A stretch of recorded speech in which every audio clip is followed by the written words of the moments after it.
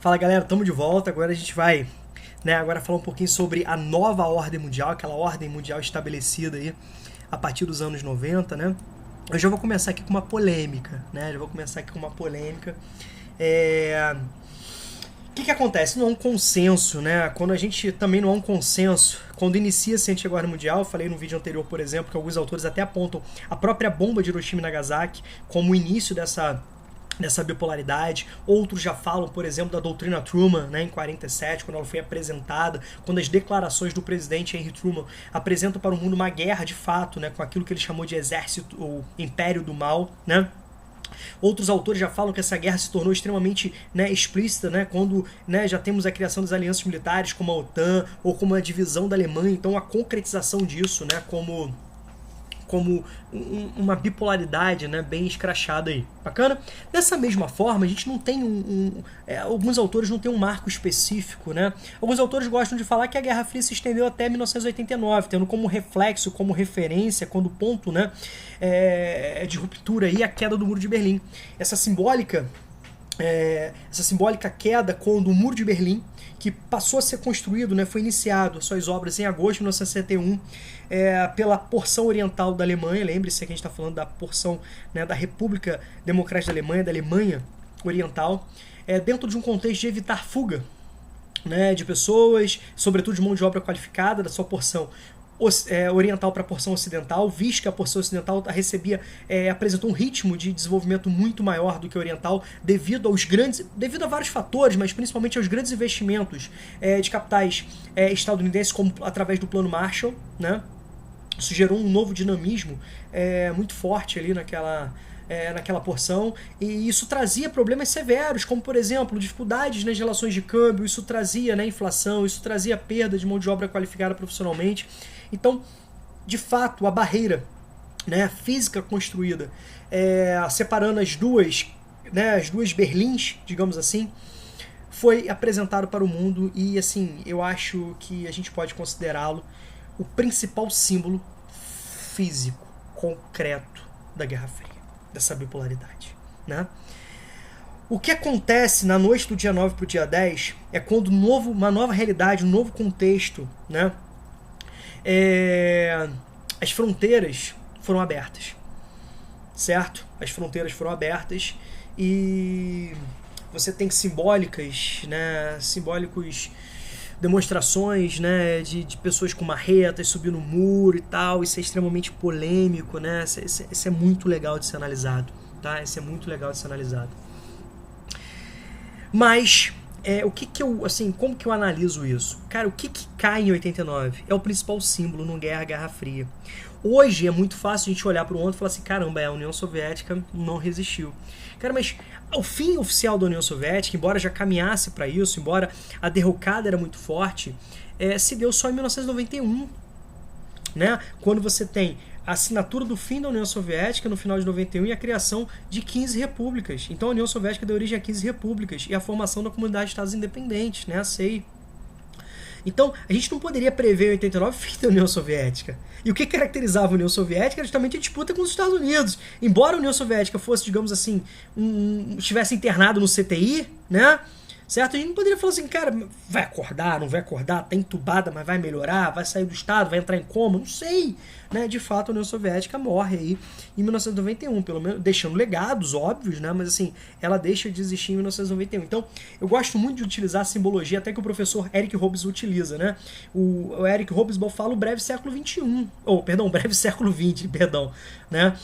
O breve século XX, que ele estabelece, como eu falei para vocês, o início em 1914 com a Primeira Guerra Mundial e vai até 91 com o fim da União Soviética, ele apontando o seguinte, cara, a partir de então é outro mundo, é outra realidade, né? É um outro contexto. O fim da União Soviética de fato foi uma grande guinada histórica. Alguns autores, né, alguns historiadores até apontam que aí pode ser trabalhada uma nova era da humanidade, né? Ou seja, não tem um nome específico, mas aquela contemporaneidade, a idade contemporânea iniciada com a queda da Bastilha, simbólica queda da Bastilha, com o olhar europeu, obviamente, esse processo de datação aí tem muito do eurocentrismo, obviamente, nossos estudos, né, que a gente aprende na escola, muitas das vezes tem esse olhar europeu, né, não tem jeito, mas é utilizado para o critério, né, ocidental, essas simbologias aí. Cara, uma nova era a partir daqui. Outros já apontam o seguinte, não, 2001, os atentados ao World Trade Center, né, ao Pentágono e tal, os Estados Unidos, a partir de 2001 que nós temos outro mundo. Não importa, são marcos históricos. São importantes, ninguém vai tirar, né, a importância desses marcos históricos. Se eles de fato vão servir ou não para divisores de água mais à frente, né, aí já é uma outra análise, né, isso já compete a especialistas, né, mais à frente, tá bom?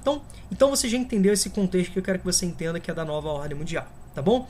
Então, beleza. Então, um contexto marcado, né, pelo avanço do processo de globalização, nesse primeiro momento liderado, né, pelas potências centrais, com destaque pelos Estados Unidos, obviamente, né? Os Estados Unidos saem publicitariamente extremamente fortalecidos, cara. O seu grande inimigo foi derrotado, então o capitalismo está reinando. Áreas que até então eram áreas, né, controladas por uma economia planificada, passaram por um processo de transição para uma economia, né, de mercado. Então o capitalismo incorporando mais áreas, permitindo um processo, né, de grande avanço dessa forma de integração planetária, mais economias sendo integradas em sistema mundo extremamente interdependente, né, extremamente conectado, tá? Alguns assuntos eu queria parar para discutir com vocês sobre isso, tá bom? Primeiramente, alguns autores, naquele momento de crise, de findar da União Soviética, eles passaram a apresentar estudos. Talvez o James Fukuyama, né, com seu livro Fim da História, tenha sido o principal, né, exemplo que eu quero dar. Ele vai dizer assim, cara, o capitalismo agora é vitorioso. O capitalismo sendo vitorioso, a gente pode perceber que o mundo vai ser melhor. Nós não vamos ter conflitos, né? Então os conflitos vão diminuir, os gastos bélicos vão diminuir, e com isso as animosidades vão diminuir, a fome vai diminuir, a miséria vai diminuir, os atritos entre os países, né, irão diminuir. Então agora a gente vai viver uma nova era, um mundo novo. Gente, é óbvio que essa futurologia nunca se concretizou, né? Pelo contrário, os gastos bélicos vão se aprofundar. Cara, se você comparar os gastos bélicos dos Estados Unidos a partir de 2001, cara, eles dão de lavada, obviamente, né, em termos comparativos, fazendo as devidas, né, ressalvas aí, eles dão de lavada em investimentos relacionados à Guerra Fria, que foram, porra, assim, absurdos, né? Então, os conflitos, né, cada vez mais intensos, mais complexos, né, mais mundializados, bacana? Então, nada disso, a fome avançando, as desigualdades avançando, a gente vai perceber que é um processo de globalização, né? A gente vai perceber que é um processo de globalização que não é nada harmonioso, não é nada igualitário, pelo contrário, é um processo extremamente desigual. O processo de globalização ele vem coroar uma lógica onde toda a tecnologia, toda a ciência produzida, toda a técnica produzida foi sendo apropriada por um pequeno número de países, um pequeno número de empresas, um pequeno número de pessoas. Daí a expressão utilizada por alguns autores de globalitarismo, esse sistema imposto, esse sistema desigual. De fato, né, o avanço da globalização significou também um avanço das desigualdades entre os países, as pessoas, as regiões. Você tem cada vez mais um aprofundamento dessa nova divisão internacional do trabalho, tá bom? Então, esse é um dos assuntos que eu queria discutir com vocês. Outros, né, é aquela proposta. Se você tem uma realidade bipolar e um cai, então você tem, de fato, né, você tem uma proposta bipolar. Se um cai, você tem uma proposta o quê? Unipolar. Então, muitos acreditavam que o mundo seria um mundo dominado pelos Estados Unidos, como a única potência mundial, como a única potência econômica, como a única potência política, como a única potência militar, em termos de abrangência, ou seja, que ninguém poderia bater de frente. Só que esse mundo unipolar não se concretizou. Pelo contrário, nós tivemos várias, né, esferas, vários agentes, vários protagonistas se apresentando na esfera política, na esfera econômica, na esfera militar, competindo. Não foi os Estados Unidos que se enfraqueceu, né, que se enfraqueceram. Não foram os Estados Unidos que se enfraqueceram, mas foram outros países que se fortaleceram, tá bom? Então o mundo se concretizou com uma grande realidade multipolar, tá legal? Alguns autores, né, no início dos anos 90, passaram a utilizar a expressão unimultipolar. Não é tão comum isso aparecer nos concursos, mas coloquei para vocês para a gente relembrar alguns pontos interessantes, né? Então, quando os autores defenderam uma lógica unimultipolar, é porque os Estados Unidos, embora não se apresentasse como a única potência econômica, mas, né, de abrangência planetária e política, né, eles ainda preservavam, os Estados Unidos ainda preservavam, né, assim, um aspecto de ser a potência militar imbatível até um determinado momento. Tá legal? Até um determinado momento. Lembre-se, gente, que assim, o último grande conflito, né, que a China se envolveu foi na Guerra da Coreia. 50 até 53. Essa China moderna, essa China, né, dos anos 80 para cá, nunca testou, nunca apresentou para o mundo em termos práticos seu poderio militar. Essa Rússia, né, moderna, nova, nacionalista de Putin, cara, vem apresentando que não tá para brincadeira, né? Espero que ninguém um dia, né, tenha que ver o enfrentamento dessas potências. Mas o fato é que os Estados Unidos não estão sozinhos no mundo, né? Eles têm o principal orçamento para a parte bélica, né? Eles, né, direcionam mais de 50% do seu orçamento para a questão bélica, sobretudo a parte externa. Isso gera problemas severos, né, nos Estados Unidos. Imagina o custo que eles têm para manter essa estrutura mundializada. Eles têm uma capacidade absurda de interação assim, muito rápida no mundo, de interferência muito rápida no mundo. Eles têm aliados, né, bancados no mundo inteiro, mas eles não podem, a gente não pode falar que eles se apresentam como uma potência única e hegemônica do mundo, tá, em termos econômicos, né? Então, muitos autores, analisando dessa forma, eles criaram a expressão mundo unimultipolar. Uni para a parte militar, né, e multi, né, pela parte política e econômica, tá bom? Mas, como eu disse para vocês, é muito mais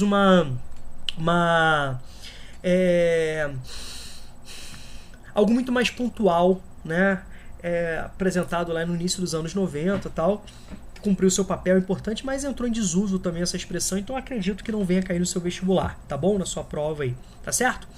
Então, o que acontece? Essa conjuntura, vê se ficou claro para vocês, ela foi marcada por uma tentativa estadunidense de manter seu poder em escala mundial, né, a gente pode perceber isso, e as relações variadas, né, por parte de outras regiões. Então você tem essa configuração de multipolaridade, tá? Tá claro em cima disso, os Estados Unidos tentando manter e outras potências, né, avançando. Então, no lugar daquele conflito leste-oeste, de cunho político e ideológico, nós temos claramente um conflito norte-sul, né? Mas esse norte-sul também não é a linha do Equador, não é um conflito geográfico, é um conflito socioeconômico. Então você pode perceber que está relacionado inclusive à Nova Dite. Embora muitos questionem esse conflito norte-sul, visto que vários países que até então eram inseridos no norte, né, apresenta um dinamismo muito menor em termos econômicos e tecnológicos que países que até então foram inseridos no Sul. Então, por exemplo, quando a União Soviética, essa proposta aqui dos anos 80, quando a União Soviética ainda existia, você tem os ãos da vida, Cazaquistão, Uzbequistão, Azerbaijão, né, cara, que hoje fazem parte do Norte. E, na verdade, são áreas extremamente, né, de menor desenvolvimento. Né? São áreas de menor desenvolvimento. E você pega, por exemplo, países como os tigres asiáticos de primeira geração, uma Coreia do Sul, Taiwan, Singapura, né? Hong Kong, que apresentam um desenvolvimento muito forte, né? Apresentam um desenvolvimento muito forte, então eles deveriam ser taxados como países do norte, né? Dentro dessa lógica de desenvolvimento, né? Desenvolvimento econômico e tecnológico. E o papel da China? E a China hoje? Está onde? Então são questionamentos assim extremamente complexos, mas de fato o conflito norte-sul vai cair na sua prova, pode vir a cair na sua prova, tá? Então você vai entender que essa linha que divide norte e sul não é a linha geográfica, não é a linha, né, do Equador que divide em dois hemisférios norte e sul geográfico, pelo contrário, é uma linha, né, socioeconômica. Então o critério utilizado aqui é um critério socioeconômico, tá legal? Onde você tem o norte desenvolvido, os países centrais, um sul subdesenvolvido, pegando as potências periféricas e semiperiféricas, tá legal? Algo extremamente complexo. Gente, é muito difícil você criar uma nomenclatura para regionalizar o mundo em poucas palavras, em poucas formas de regionalização, né? O mundo é muito diverso, muito complexo e cada vez mais se torna mais complexo. A velocidade que as coisas acontecem, se transformam, né, justifica a utilização para nova desordem mundial. Então, quando você estava no contexto de Guerra Fria, você sabia que você ia dormir e acordar num contexto onde Estados Unidos e União Soviética disputavam o cenário mundial. Cara, hoje é muito diferente, né? Mudanças políticas acontecem a uma velocidade absurda. Mudanças econômicas acontecem. Olha, um vírus, como ele foi capaz de criar em pouco tempo, em poucos meses, todo um processo, né, avassalador sobre as economias mundiais. Cara, você tem os Estados Unidos rompendo relações com a OMS, cortando verbas da OMS. Você tem os Estados Unidos rompendo relações ambientais na ONU através da saída do Tratado de Paris. Cara, você tem uma Inglaterra saindo, né, da União Europeia. E você tem uma China liderando aspectos liberalizantes da globalização. Você quer um mundo mais confuso do que esse? Você tem uma Coreia do Norte dando máscaras para a Europa, fornecendo máscaras para a Europa, dando. Enquanto isso, você tem os Estados Unidos proibindo que carregamentos que não eram para os Estados Unidos saiam dos Estados Unidos. Você tem acordos, né, por baixo dos panos para garantir que os Estados Unidos tenham máscaras, enquanto o mundo não precisa. Isso está nas declarações do Trump. Olha que mundo confuso que nós vivemos. Você tem Cuba, que sofre um embargo econômico, né, desde 1961, fornecendo médicos, fornecendo auxílio para o mundo. Você tem uma China, que foi o epicentro, né, do coronavírus, fornecendo recursos para a OMS, se aproximando da ONU. E os Estados Unidos alegando, cara, eu não vou dar mais recursos para a OMS porque vocês estão muito próximos dos chineses. Como assim? Tô entendendo? Então é um mundo extremamente confuso, extremamente complexo, né? Isso justifica a utilização de desordem mundial e não de ordem mundial, né?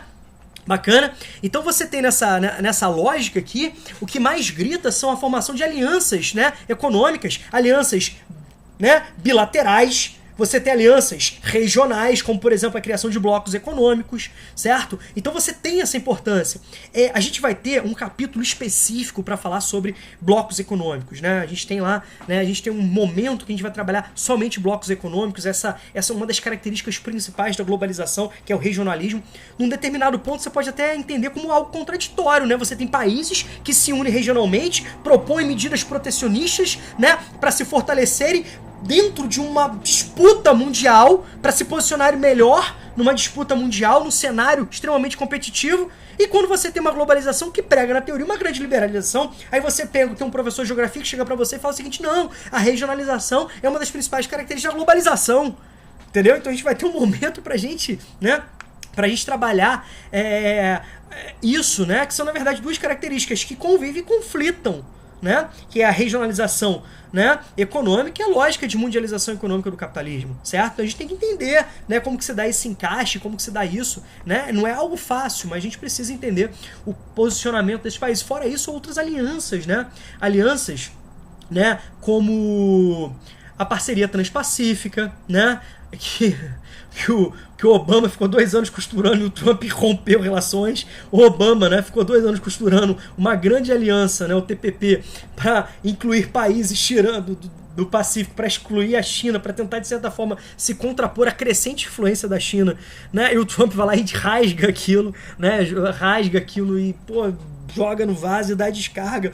Por isso, é uma loucura só, entendeu? Então, percebam, né, a loucura que nós vivemos, né? E os principais conflitos, aqueles conflitos que mais gritam, né, que mais aparecem na televisão, que mais justificam, né, a elaboração de filmes e tal, são justamente conflitos de ordem étnica, ordem nacionalista, ordem, né, religiosa. Tá bom? Então eu coloquei para vocês alguns exemplos, né, que são muito trabalhados na parte de história, né, já iniciando ali nos anos 90 e 91, que foi justamente o processo de fragmentação da Iugoslávia, né? A Iugoslávia foi fragmentada em Macedônia, Croácia, Eslovênia, né? Mais tarde a Bósnia, a guerra da Bósnia assim, foi muito pesada, muito tensa, cara. Talvez os autores apontam que foi o pior conflito europeu pós-Segunda Guerra Mundial, né? Após a Segunda Guerra Mundial, o pior conflito europeu que aconteceu, né? Até 1990 foi esse, né? Depois você tem, né, a separação entre Sérvia e Montenegro, criando Montenegro já aí em 2005. Então você tem esses países, né, que foram fraturas da Iugoslávia. Então, qual o critério? Cara, você está em uma Iugoslávia extremamente multiétnica, né, multilinguística, com várias religiões, com várias histórias. Os caras não se entendiam, né? Se em um determinado momento eles passaram a se entender, esse momento era propício para esse processo de fratura, tá bom? Então, há um processo de fratura que não foi nada pacífico. Nós tivemos envolvimento, né, da OTAN, principalmente nos conflitos na região de Kosovo, né? Até hoje Kosovo não é reconhecido pela comunidade internacional plena, né? Kosovo, né, não é reconhecido como Estado nacional dentro, né, dos seus pares, né? Ainda, por exemplo, a Rússia não reconhece, a China não reconhece, né? Obviamente a Sérvia não reconhece, né? Nós temos a fragmentação no Sudão, né? Em Sudão do Sul, depois de 50 anos de conflito, onde você tem um Sudão do Sul católico e de outras religiões, você tem um Sudão do Norte mais islâmico, né? Tendo como principal eixo ali o petróleo, as disputas por petróleo com grandes interesses internacionais. Você tem de fato o reconhecimento da ONU com a separação dos dois países, né? Nós temos estabilidade no chifre da África, onde acontece na Somália, na Etiópia, ali onde acontece pirataria, né? Muito forte. Então o Estado Nacional, as suas forças de atuação, exército, polícia e tal, não conseguem conter, ou seja, há um vazio de poder que é preenchido justamente, né, por disputas. Obviamente você vai relacionar isso a toda a herança maldita do processo de colonização, né? Que a descolonização não deu conta de resolver, pelo contrário, em vários aspectos até aprofundou, tá legal? Então a África paga, né, por esses séculos de dominação, de espoliação, tá bom? Você tem lá todo o processo de doutrina Bush, ou seja, o posicionamento da política externa dos Estados Unidos a partir do 11 de setembro. Então você tem a formação do eixo do mal, certo? Você tem lá os aspectos mais práticos dessas guerras preventivas. Então vamos prevenir, porque são países que têm, né, tem ações terroristas, tem grupos terroristas, eles bancam terrorismo. Então a gente está falando da invasão do Afeganistão em 2001, a invasão, né, do Iraque em 2003. Então a instabilidade está presente até hoje, né? Nós tivemos a Primavera Árabe começando na Tunísia em dezembro, avançando para outros países, né, do norte da África, para o Egito, para a Líbia, né, ultrapassando o Mar Mediterrâneo, ultrapassando ali, né, a África, né, chegando à Ásia, né, pegando outros países. Em 2011 você tem a Síria, que até hoje, né, você tem esse aspecto aqui da Síria em crise, em guerra, né, a guerra civil, onde os rebeldes apoiados pelos Estados Unidos e pelos aliados, né, dos Estados Unidos tentam derrubar o governo de Bashar al-Assad, e o governo de Bashar al-Assad, apoiado, né, pela Rússia, apoiado pelo Irã, resiste, né, certo? Em 2014 nós temos a expansão do Estado Islâmico, né, que tá cortando aqui, mas eu já vou resolver isso, tá bom? A expansão do Estado Islâmico a partir de 2014, né? Então você tem todo um cenário, né, de grande confusão, né? Os principais conflitos são justamente nesses aspectos, tá bom? Então eu queria que você entendesse isso. Ao longo das aulas de história, né, o professor de história vai trabalhar alguns aspectos, alguns conflitos, algumas guerras aqui, como eu falei para vocês, dando a devida importância para cada conflito. Então, gente, se atenham não na guerra específica, nos dados específicos, mas principalmente nesses tópicos comparativos que eu apresentei para vocês, tá bom? Ao longo de alguns outros capítulos, né, a gente vai também trabalhar alguns desses pontos, né? A gente vai citar alguns desses pontos também, a gente vai voltar isso aqui o tempo todo, tá bom? Certo? Então, espero que eu tenha passado a mensagem para vocês, que eu tenha ajudado um pouquinho. Então é isso, galera, assunto complexo, muita informação, né? Mas, vamos lá, vamos seguir em frente, tá bom? Aqui, beijão para vocês, grande abraço, obrigado aí pela atenção, pela participação, pelo carinho, mesmo, né, à distância aí. Beijão para vocês, grande abraço.